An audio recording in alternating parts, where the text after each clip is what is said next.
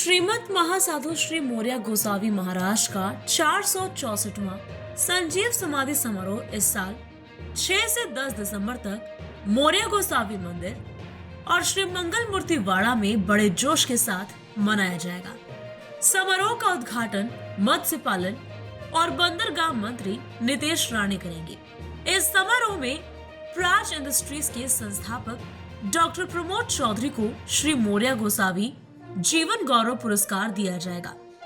इस समारोह के दौरान कई तरह की गतिविधियां होंगी, जैसे प्रमुख धार्मिक अनुष्ठान, पवना नदी गंगा आरती, नदी सुधार व संरक्षण, पर्यावरण, सामुदायिक महाभिषेक, स्वास्थ्य शिविर, सांस्कृतिक कला और संगीत समारोह और वरिष्ठ पत्रकार डॉक्टर उदय निर्गुणकर का शक्तिशाली भारत विषय पर एक व्याख्यान का आयोजन किया गया है। मोरया गोसावी के मुख्य ट्रस्टी मंदिर देव महाराज ने आज प्रेस वार्ता में ऐसी जानकारी दी। इस अवसर पर ट्रस्टी जितेंद्र देव, केशव विवदांश, एडवोकेट राजेंद्र उमाप और एडवोकेट देवराज डहाले उपस्थित थे। श्रीमद महासाधु श्री मोरया गोसावी महाराज ट्रस्ट के कितने भूखंड पर अतिक्रमण और कोर्ट केस शुरू है, इन सवालों को ट्रस्टी टालते नजर आए।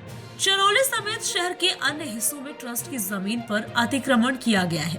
मनपा और पुलिस प्रशासन को अतिक्रमण हटाने के लिए पत्र व्यवहार किया गया है, लेकिन कोई कार्रवाई नहीं की गई।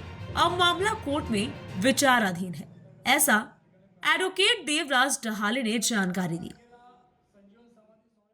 आरोग्य शिबिर, रक्तदान शिबिर येत आहे।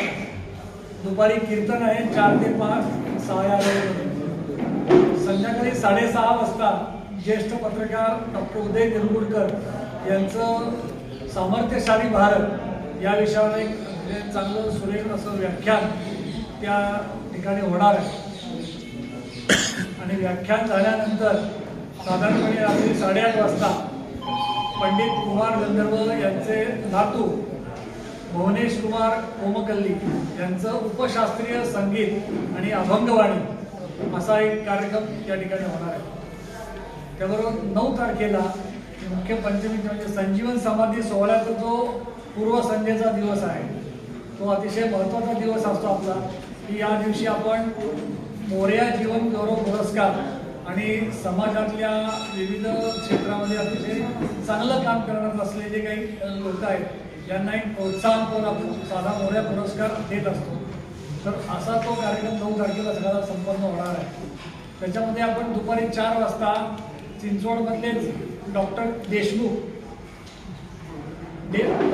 म्हणून आरोग्य साधनावर आयुर्वेदाच्या माध्यमातून उत्तम आरोग्य कसं आपल्याला जपता येईल या विषयावर त्यांचं 4 ते 5:30 या वेळेमध्ये व्याख्यान होणार आहे। 6 वाजल्यापासून आपला जीवन गौरव पुरस्कार सोहळा जो आहे तो आज सुरू होणार आहे। यामध्ये विविध क्षेत्रातल्या चांगलं काम करणाऱ्या लोकांबरोबरच यंदाचा जो सर्वोच्च मोरया जीवन गौरव पुरस्कार आहे तो आपला प्राज इंडस्ट्रीजचे संस्थापक अध्यक्ष आणि संपूर्ण भारतात ज्यांना इथेनॉल मॅन म्हणून ओळखलं जातं असे डॉक्टर प्रमोदजी चौधरी यांना हा पुरस्कार जाहीर करण्यास आम्हाला अतिशय विशेष असा आनंद होत आहे।